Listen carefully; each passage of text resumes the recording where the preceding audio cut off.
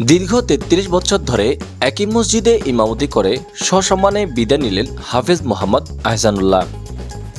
ফেনী জেলার দাগনভূঞা উপজেলার ৭ নং মাতুভূঞা ইউনিয়নের হীরাপুর কেন্দ্রীয় জামে মসজিদে দীর্ঘ ৩৩ বছর ইমামতি করার পর মসজিদ কমিটি ও এলাকাবাসীর উদ্যোগে এক বিদায় অনুষ্ঠানের আয়োজন করা হয়।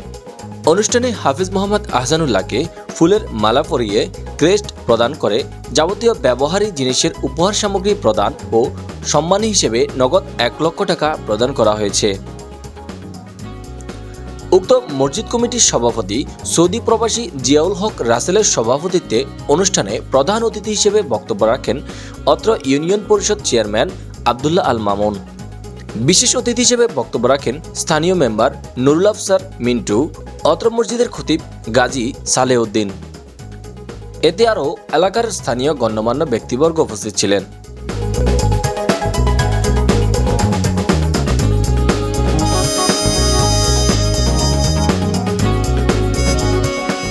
আল্লাহর ঘরে খেদমত করার জন্য তৌফিক দান করেছেন। আসলে এটা আমার কোনো চেষ্টা নয়, এটা আল্লাহর ইচ্ছা। এই ৩৩ বছর পর্যন্ত চলাফেরার পিছনে কথাবার্তা কাজে কর্মে বিভিন্ন রকমের আচরণের মাধ্যমে যদি কারো কোনো মনে কষ্ট দিয়ে থাকি, কারো কোনো যদি মনে কষ্ট থাকে, তাহলে আল্লাহর ওয়াস্তে মাফ করে দিবেন। তো আমরা আমাদের ওয়ার্ডটারে মসজিদ ভিত্তিক উন্নয়নের কাঠামো হিসাবে গড়ে দিয়েছি। আর আমি মূলত আজকে যাকে নিয়ে প্রোগ্রাম, আমি ওনার গুণগান আপনারা সবাই জানেন। উনি আমাদের এলাকারই, আমাদের অঞ্চলেরই। ওনার কি ভালো কি খারাপ আপনারা সবাই জানেন। আমি শুধু আপনাদের কাছে বলবো, ওনার জন্য আপনারা সবাই দোয়া করবেন।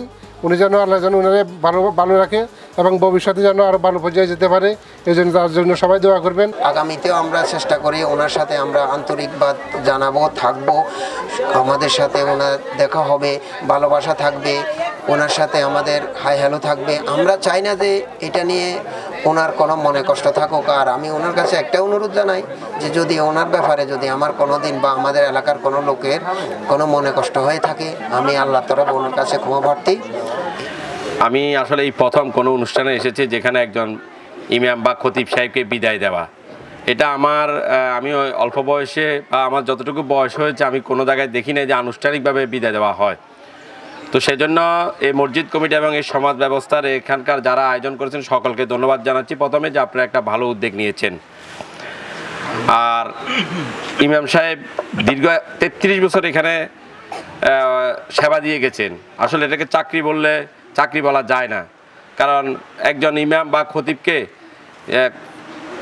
জীবনের প্রতিটা ক্ষণের ব্যয়ের যে সময়ের যে ব্যয়টা, এই ব্যয়টা যদি উনি মূল্য দিয়ে যদি কেউ পরিমাপ করে তাহলে এটা করা যাবে না। তো উনি যে সেবা দিয়ে গেছেন সেই সেবার জন্যই ওনাকে আজকে আপনারা সম্মানিত করেছেন। উনি ৩৩ বছর একটা লোক এক জায়গায় থাকা অনেক কষ্টকর। আর সবচেয়ে বড় বিষয় হচ্ছে নিজ এলাকার মানুষের দাম নিজ এলাকার কাছে কিন্তু থাকে না, এটাই বাস্তব। সেই জায়গায় উনি নিজের এলাকায় ৩৩ বছর এখানে থেকেছেন, এটা আসলে অনেক কঠিন এবং কষ্টের কাজ ছিল। সবাইকে মেনটেন করা, সকলের সাথে চলা অনেক কষ্টের ছিল।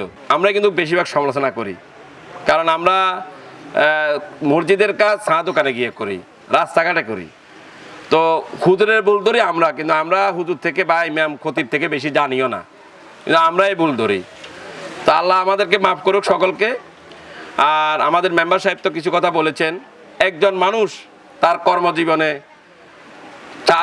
চালিয়ে যেতে গেলে ভুল ত্রুটি থাকবে, আমরা কেউ ভুলের ঊর্ধ্বেও নয়।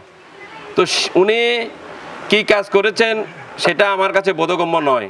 আমি মনে করি উনি ৩৩ বছর পরে আজকে যে সংবর্ধনা দিয়েছেন, আজকে যে ওনাকে বিদায় অনুষ্ঠান করে আপনারা বিদায় দিয়েছেন সকলে, এটা ওনার জীবনে সবচেয়ে বড় পাওয়া। এবং উনি একটা লোক যে সম্মান নিয়ে যাওয়া, এটা অনেকের দ্বারা হয় না। অনেক জায়গার অনেক মসজিদের ইমাম খতিব কেউ চুরি করে পালিয়ে যায়, কেউ